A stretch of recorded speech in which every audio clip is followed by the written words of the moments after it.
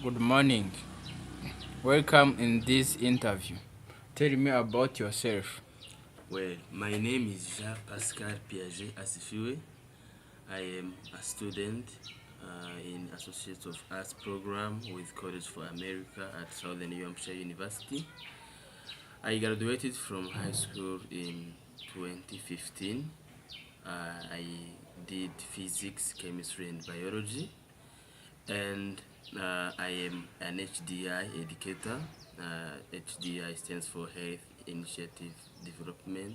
Health Development Initiative, which is responsible of social health, well-being. And I went there. I was given a training about sexual and reproductive health. And since then, I train kids in secondary schools. I train youth in different areas of our country. I like volunteering. Uh, like when I graduated, there is a time that I spent still looking for a job.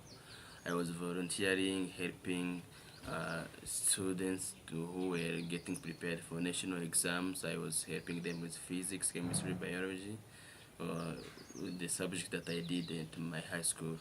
In addition to that, I also volunteered when Chinese were constructing uh, roads in my district where I come from. So I used to go and interpret because they knew Chinese and English. So because I knew English, I would help them to interact with local people. Tell me about your past work experience. Uh, I have worked in different companies. First of all, I worked as a receptionist in Calm and Relax Motel. I was there as a receptionist. My work was to delegate people, was to guide them with whatever they wanted in that motel. They would book and reserve. I would help them in everything. So connect them with whoever they want to talk to, and I would represent my company in some events. That's all what that's all I did. And I also worked in another company that is called Maximum GS. Uh, Maximum GS, GS stands for Goods and Services. It was a company which was very huge. It had branches in that district, and there I was hired when I was going to be offering computer-based services to receive like commands and send them in different branches or in different areas. Like we could have some printers at one branch, and they have like cameras in another branch. So I would receive the commands and send them where they should go. For instance, if you have a video, you have a wedding ceremony, you want our company to shoot you, so you would come and deal with me. I write down everything, so I send you to the appropriate branch where I want to be working with, where they will help you to shoot your video. So when I reached there, I demonstrated leadership skills. So my boss really liked that. He was proud of me. Then he decided to promote me so that he made me the branch manager of that branch where I was hired. Describe a time when you worked well on a team. Recently, I was taking challenge-based learning, and the instructor decided to make teams. So he made teams of 6 students, and I was among 6 students who were assigned to work on environment sustainability big idea. So we had to identify the challenge in our community and work hard to develop a solution. So that solution should have implementation phase. So in that time, every group member had a task. We distributed tasks amongst ourselves in order to easy project completion. So I was assigned a task to be like the one in charge of finance because we were given $30 to implement our solution. So I was the one in charge of managing that amount of money. I was supposed to manage it effectively, get receipts, get everything on track until we implement our solution completely. So I worked hard as I only had that responsibility, but I also took initiative to create the video of the whole journey we went through implementing our solution, and I also designed flyers that we gave youth that we wanted to sensitize in like the actions, like their role in maintaining trees sustainable for current and future generation. Tell me about a time when you had too many things to do and had to prioritize your tasks. Yeah, it's yesterday. Yesterday I was really having a lot to do. I had a class assignment to submit on that day. The due time was at 12 p.m. I also had a project that I was working on and wanted to submit it today on this Saturday. I also had family meeting. I had to go there, but I knew that my family would be flexible about postponing that meeting because it was not very urgent. I also had the post that I make to my boss. So I had to make sure that I complete everything. Like I work on everything. So the prioritization was really necessary. That's all I had to do on that day. So yesterday, I I just wanted to emphasize on things that are important and urgent. So, really, the class assignment I found that it was important for me and it was urgent because the due time was yesterday at 12 p.m. So, family meeting was it was important, but I really had to postpone it because it didn't have a deadline. We could even shift it today to today. When we made it on Monday, and parents are really flexible about it. So I also had to this project to submit today, but it was urgent. But but I thought because the deadline is today, I could submit the assignment first and work on the project success carefully and submit it. So that's what I did. I prioritized and said the assignment was really the important thing and urgent. Tell me about a time when you had to go above and beyond the call of duty. How did you handle the situation? Okay, I remember it was in 2016. I went with my boss to a meeting. My responsibility there was to record everything that happened there. The mayor of the district was the one who called for that meeting. It was a meeting holding everyone in the private sector. So we went there. We were different companies, and each company was represented, and each company had time to present and talk about all the things that they do.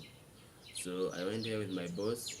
Uh, that meeting was supposed to take 2 hours, and reaching there, my boss told me repeatedly like what I'm going to be doing. I personally, so I was supposed to record everything that happened there, and after take home his laptop and other smaller things that he had there. So I went there with him, but he got an emergency.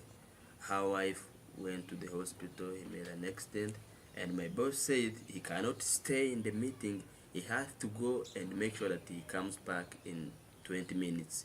So I stayed there waiting for my boss, and unfortunately, the time for our presentation arrived when my boss was not there. He was not yet back. So they called for a company. I couldn't take it. I couldn't sit down there when my company is not represented. It was not my responsibility, but I decided to go and deliver a speech, present my company because I was really proud of it. So I did it. I went and presented my company. For sure, I didn't have like a prepared speech, but I tried my best. I did my best. So I did well, and when my boss came, he realized that I have already presented, and he didn't be mad at me saying why did you do it. No, he was in fact proud of me saying that I present my company well. Tell me about a time when you worked effectively under pressure. I also experienced that. I had cards, service cards that I was printing at my workplace, and the client wanted them on Sunday when we were on Saturday. So previously, I had such a mistake because our printer was working very slowly, and when I was frustrated, when I was stressed out, I decided to tell our client that the printer is not working properly, so that he extend the deadline and I felt relieved from stress. But that time I couldn't repeat the same thing because it was the same experience. I had also to work hard to print 300 cards, 300 cards, and I had 120 so far, and had only one night to be done with cards. My God, I was frustrated. I was really feeling stressed out. I worked hard, but the printer couldn't allow me. I tried out many options. You, you can't really understand it. But what I decided to do, I went to other companies nearby. I asked them to rent me their printers. I got two printers, adding them on one that I had. It boosted like the speed, so I started printing so many cards. So I had been successful and printed all the 300 cards before the deadline. So the client was really happy with getting his cards in the next morning. Give me an example of time when you showed initiative. Yeah, I also showed initiative at my workplace, but taking initiative is really part of me. It's like a habit. I really like to take initiative. Uh, we had a cleaner at maximum GS, and he could wake up at 6 a.m. and clean the whole workplace, clean the whole office, and there's time where she felt sick and she didn't come to work, so that the place was really dirty, rubbish everywhere, papers, you know how it feels. So as other employees, we came on time. We came at 8, and because the cleaner was not there, the place was really dirty. So what I decided to do, I really find it not comfortable to see such place looking like that. And because the client customers have also started coming, we served them very quickly. And when he had a break of 15 minutes, I decided to clean up the place. So I did it without expecting rewards or everything or any other recognition. I did it to make sure that I take that initiative of cleaning the workplace, because I felt, I said maybe some of the customers will not be comfortable with, like, say it's not a good thing to work in such uh, dirty place. So I did it like that. Is there anything else would you like us to know about you? Yeah, I am task oriented, and I don't easily give up on things. So it's like when you give me a task, I keep on working hard. I fail 100 times. I get up until I finish that task. So I really learn from experiences. If I fail today, I can fail tomorrow. I really learn from this failure of today and develop strategies or like ways to keep me safe from like the future eras or the future experience. I don't like be to be like repeating the same mistakes. Yeah, that's that's what I can tell you, and I am committed. If I have something that I'm working on, I give it time. I give it full attention. So it's like my personality. It's not things that I force myself to do, but things that are part of me.